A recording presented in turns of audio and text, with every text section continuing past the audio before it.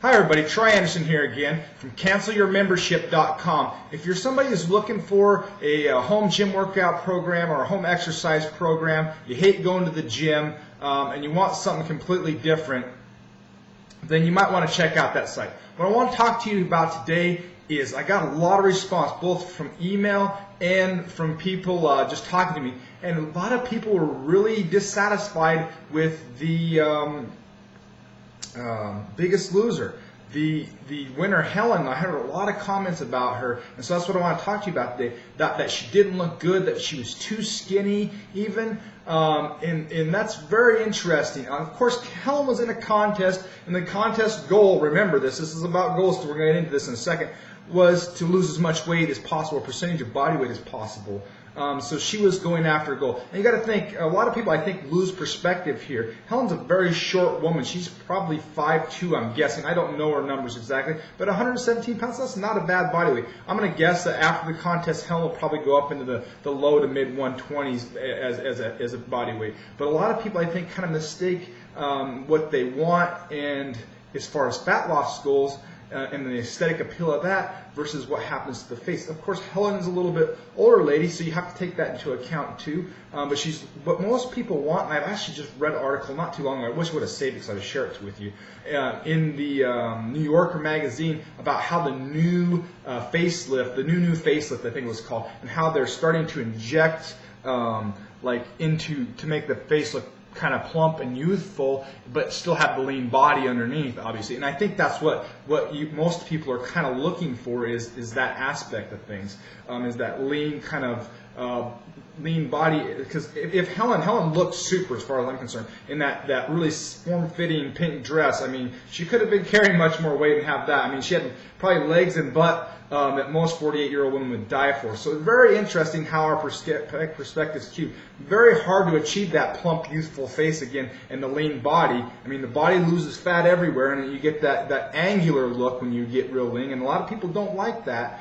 You can't really achieve the plump face and the lean body without some kind of help from the medical community, so to speak. So that's just the little point. The other thing I want to share with you today, I got my notes right here, is setting goals. We were talking about goals at boot camp this morning, and one of the new campers had kind of this goal in her mind of being able to do planks for 60 seconds by the first month.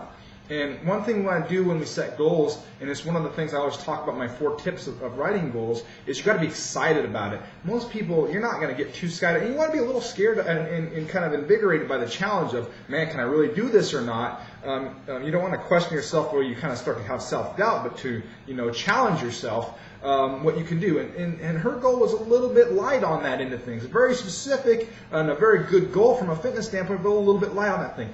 If she would have said, I kind of suggested to her to maybe go for 2 minutes. And there's a couple reasons I'll share with you in a second on that. But you got to set those big goals. Got to get outside. You got to kind of go beyond what you believe is possible. I mean, a lot of people with fitness goals, they kind of set these goals. Well, I'm going to lose 1 pound this week or 2 pounds this week, instead of saying, I'm going to kill it, I'm going to lose 5 pounds this week, I'm going to go after this. I mean, the one camper, she kind of chimed in, and she wasn't trying to preach on or anything, but she was saying, like, if you set that goal to do that, in 2 weeks' time, to do the 1 minute plank hold in 2 weeks' time.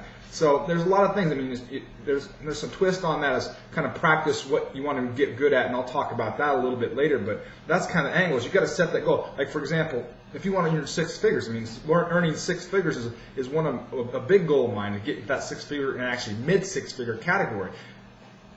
I haven't earned $500,000 ever before. I don't know what that's like, but I think that's a great idea, and it's a great goal, and it's something big target out there to shoot for, and you set things up underneath it to go for it. That 60-second plank in 2 weeks maybe would be the catapult there. And the thing is I think the old saying goes, aim for the stars and maybe you follow the mountaintops, and that's kind of action there. People get a little nervous about failure and things along those lines when it comes, especially comes to fitness. They don't want to fail, and in that group setting kind of be powerful too, because there's a group dynamic, you don't want to be judged and stuff. So that's kind of angle. Make sure you set really big goals. That's the kind of point, take-home point. The other point is to have that timeline. It's called Parkinson's Law. It's basically the less time we have to achieve something, we're still more likely to get it done. If we have 6 months to do a 1-week task, we will put off 5 months and 3 weeks time till we have to get that task done. Whereas if somebody called you up on Sunday and you had to finish that task by Wednesday, you would get that crap done basically. So Parkinson's law, setting big goals, combine those two things can be a really